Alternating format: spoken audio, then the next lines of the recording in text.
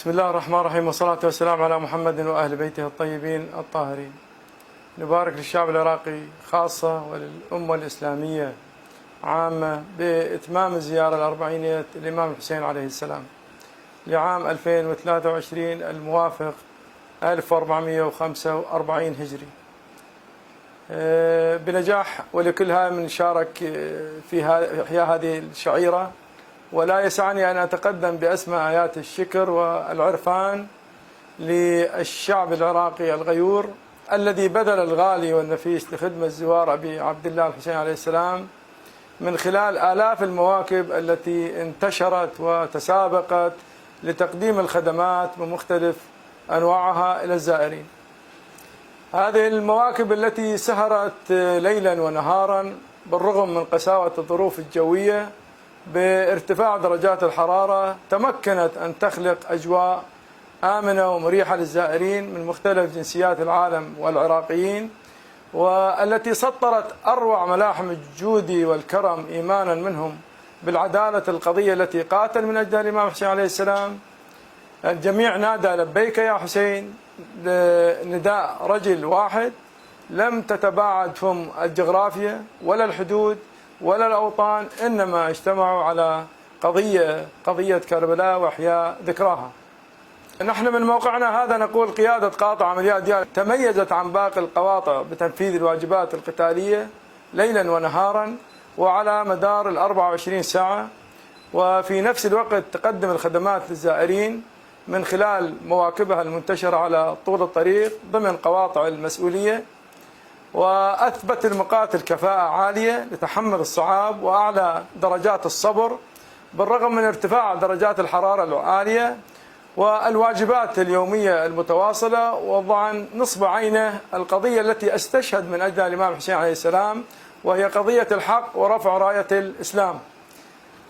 فقد تجاوز عدد الزائرين الوافدين من منفذ المنذرية الحدودي ضمن قاطع عمليات ديال الحشد الشعبي أكثر من 400 ألف زائر من تاريخ 19 آب ولغاية 6 أيلول.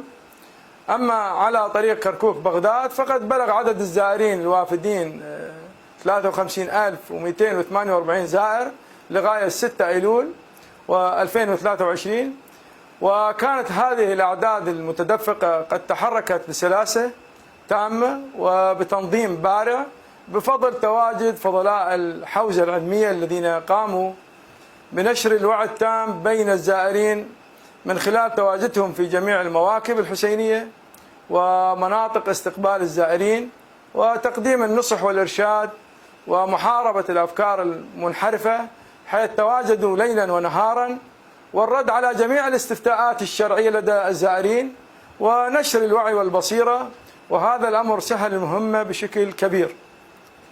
وكل الشكر والتقدير وتحية إجلال وإكرام للقادة الشهداء قادة الناصر رضوان الله تعالى عليهم، وشهداء الحشد الشعبي وجرحى الحشد الشعبي، وشهداء القوات الأمنية وجرحى القوات الأمنية، وشهداء العراق كافة الذين ضحوا بدمائهم للحفاظ على راية الحسين خفاقة ترفرف بعز وشموخ فوق سماء العراق والأمة الإسلامية. الشكر موصول لجميع تشكيلات القيادة والقطاعات المتجحفلة معها في تأمين طريق الزائرين وتقديم الخدمات، وجميع الصنوف التي أدت دورها على أتم استعداد، سواء صنوف القيادة أو صنوف هيئة الحشد الشعبي. الإشراف العام والمباشر على الخطة الأمنية من قبل دولة رئيس الوزراء السيد معالي وزير الداخلية، السيد رئيس هيئة الحشد الشعبي والسيد رئيس أركان هيئة الحشد، دور كبير في نجاحها. شكر خاص للسيد رئيس الهيئة والسيد رئيس الأركان لمتابعته الدقيقة والوقوف شخصيا على متطلبات القيادة وتأمينها، وبالأخص الزيارة الميدانية التي قام بها رئيس الأركان وحل المعضلات. شكرنا وتقديرنا الخاص لشيخ المجاهدين الحاج هادي العامري على دعمه للمواكب الحسينية وزيارته الميدانية وتفقد طريق الزائرين والمواكب الخدمية، والتي أعطت هذه الزيارة دافعا متميزا لجميع القطاعات. والشكر الكبير والثناء الجميل لجميع أهالي ديالى الكرماء لما قدموه إلى الزائرين الوافدين عن طريق منفذ المنذرية، وطريق كركوك من خدمات متميزة من خلال مواكبهم التي توزعت على طول الطريق، وليس بالغريب على أهالي هذه المحافظة الكريمة وتاريخها المشرف أن تحشد كل إمكانياتها الجماعية والفردية لإنجاح هذه الشعيرة المباركة. وختاما نقول لكل زيارة 40 وأهل ديالى والعراقيين وجميع المحافظات وقوات الحشد الشعبي والقوات الأمنية التي شاركت بزيارة بألف خير، ونسأل الله أن يتقبل هذا العناء في سبيله. والسلام عليكم ورحمة الله وبركاته.